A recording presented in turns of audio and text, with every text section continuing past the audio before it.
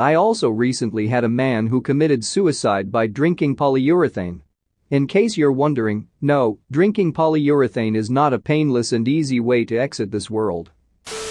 Crime scene cleanup crew members of Reddit, what is your most disturbing story? Hey viewer, I'm so glad you came back for another story time with your favorite narrator Andrew the Automaton. Today's story is going to be pretty dark and graphic, so it may be upsetting or disturbing to some audiences. Before we start the video, why not like the video, subscribe, and ring the bell button so that you don't miss any more scary story times with me. With that being said, let's get into the video. I heard a story of a guy who cleans up bodies from people jumping in front of trains. In this one case, they found a body with no head and couldn't for the life of them find the rest of it. In the autopsy room, they saw a tuft of hair coming out of where the head should be and realized he hit the train head-on and his head had caved into his chest through his neck. I was a tow truck driver, and the worst are motorcycle accidents usually. I've seen some really messed up car accidents, but I've seen motorcycle accidents where the driver was spread out several dozen yards across pavement. Police detective here.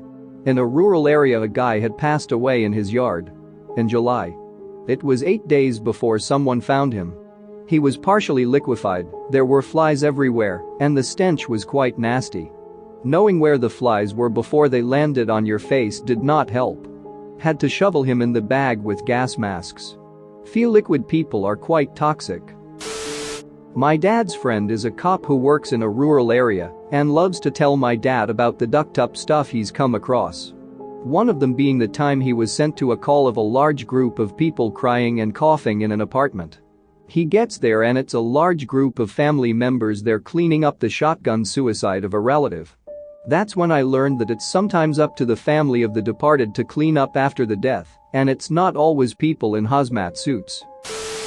In Florida, bodies decompose really quick. We're talking a good stench within 48 to 72 hours. What no one's mentioned, I don't think, is that when you walk away from that smell, it doesn't matter because it's all you can smell for days. The smell gives me anxiety, so I end up wearing so much goddamn perfume, just so I can try to smell anything else, and I always end up apologizing to my co-workers and/or arrestees for the remainder of the shift. Not a cleaner, but when mom died of a brain aneurysm, she was dead on the sofa for about 5 hours in front of the fire. I was the one who found her. The only way to describe that smell was cooking pork. I now cannot eat pork or cook pork for that reason, as that smell will stay with me forever. Edit. The fire was extremely close to where the sofa is. The living room was tiny and the heat was right on her. It was also a freak snowstorm at Christmas time. It was freezing cold. In an old house, so it needed a lot of heat to be semi-warm.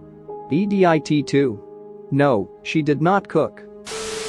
Hey, search and rescue personnel here. Working in Las Vegas, we see a ton of really messed up stuff. Chances are pretty high that if we are looking for a missing person, we'll find an unrelated subject. Worst one was when we were deployed to find a female stuffed in a suitcase. After recovering the female in the suitcase, the coroner said it was the wrong female in a suitcase, and we were sent back out to find the right one. I guess I should clarify, though we aren't a cleanup crew, we are often tasked with body recovery. The coroner's office does the packaging and La does the investigation, we then solemnly carry them out. Everyone needs to come home eventually, there's someone out there who cares for them. I'm not a crime scene cleanup crew, but I did have to clean up my father's brains and blood from the room he killed himself in. The people basically just didn't do a thorough job. There were red streaks down the hallway walls from the blood-soaked bed being taken out, and it's like they didn't have a ladder because the walls of the room were clean until nearly the roof, then you could see splatters. I found a piece of rotted, I'm pretty sure, brain stuck to the top of the curtain rails. There was also a smell we believe was from the blood soaking into the wooden floors, so we had to have those floors replaced. I'm not a professional cleaner, but I have cleaned a murder scene before, unfortunately. My best friend was beat to death with a baseball bat in his home. It's apparently pretty expensive to have these people come out and clean, and his parents didn't have it. Trying to do what we could to help out, a few of his friends got together to clean it. I don't have anything crazier to say that I haven't already about the scene. The entire experience was extremely surreal and not something I think about often. I'd say the craziest thing would have to be the weird places we'd find a speck of blood with seemingly no logical way for it to have gotten there. Logic, of course, had left that room before we got there. A friend of mine is a cop. He just told me of a guy they found dead in his kitchen. The stove and heater were on, and he was naked. They assumed he was just cooking while naked. You know, how we all do from time to time. Can't remember how long he said he was dead for. When they lifted him up to turn him around, his penis had sort of melted to the kitchen floor. As they pulled him upwards, the dangling participle stretched off the floor like a rubber band and released, slingshotting back to the body. It sounded absolutely disgusting as he described it. Does doing one on accident count? I used to do auto detailing in college for a car dealership. I was scrubbing the floor of a car, and no matter what I did, the water kept having a red tint to it. So I pulled the seats and found about an inch of dried crusted blood, and what I can only guess was brain matter skull fragments. Turns out it was a suicide car that the dealership bought at auction. It had been detailed before being sold, but they never pulled the seats. We called the cops to confirm it was all logged and shipped the car back to auction. The dealership lost their ass on it, but wanted it as far away from their lot as possible. Not a cleanup crew but attend the scenes. An old gentleman had died in the bath. The top half of his body was all swollen and puffy, whereas his legs and lower torso and almost melted away. Essentially created a horrendous soup casserole mix in the bath. The coroners had to sift through the bath to find his liver, which had come out. During the post-mortem autopsy, his testicles were so swollen they had to prick them just to drain out all the liquid. I just hate the smell, it seems to stick on your clothes. You come back into the office and everyone can smell it on you. Funny paramedic story time.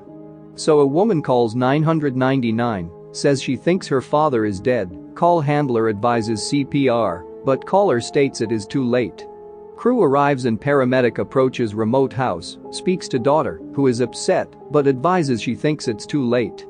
Paramedic enters property and finds what is effectively a skeleton in the kitchen laid on the floor. History is that the daughter is fairly estranged and lives overseas from her father, normally sends Christmas cards, and no other communication really. After 2 years of no cards and him not answering the phone, she flies home and finds him dead in his home. I got this tale third hand on a Bad Jobs Stories night shift chat, so cannot confirm if all details are 100% reliable, but it makes for a nice tale. I've posted this before, but I feel it's relevant here. I'm a police officer and have been on a good number of death scenes. One that sticks out in particular was a suspicious death on the top floor maintenance stairwell of a 5-story apartment building. I arrived and could smell the body from the bottom floor in the lobby. How it took this long for anyone to call in a building filled with 100 people is beyond me. I got in the elevator and began to go up, the smell getting worse with each floor. My corporal was with me and he started to look a bit sick. The door to the 5th floor opened, and I was hit with a smell I will never forget. The poor man was laying face down on the top floor landing, just inside the doorway to the stairwell. He had been there for about 2 weeks in the middle of July in the southeastern United States. The top floor was not air conditioned as it was storage and maintenance, so it was around 100 degrees inside. The man was bloated, leaking his juices everywhere, and his skin was a necrotic black color. The juices were leaking down the stairs, dripping onto the landings of the 4th and 3rd floor. Now, this was classified as a suspicious death, so a detective had to come out to see if we could rule out homicide, just to be sure. As my corporal was currently heaving out an open window, I had the privilege of assisting the detective with rolling this bloated corpse over to inspect it for wounds. I took hold of his arm and rolled, and I felt the arm begin to separate from the body as more death juices spilled from his torso. Luckily, no obvious wounds. When body removal came, even they were gagging. Again, I got to assist with moving the corpse onto the gurney. We put on full-body Tyvek suits and masks to move him in case he burst. Luckily, he just leaked but did not split down the middle. 0 out of 10, do not recommend. Turns out he had a heart attack while on the landing, and nobody seemed to realize he was gone. Once he was identified, I realized I met him the week before when he called in about a woman who overdosed on heroin that he came across while mowing yards for work. Woman was given Narcan and survived. Small world. I also recently had a man who committed suicide by drinking polyurethane. In case you're wondering, no, drinking polyurethane is not a painless and easy way to exit this world. Edit to clarify, I met him a week before his estimated death date. Sorry for the confusion. Like and subscribe for more funny, interesting, and scary r/ask Reddit videos.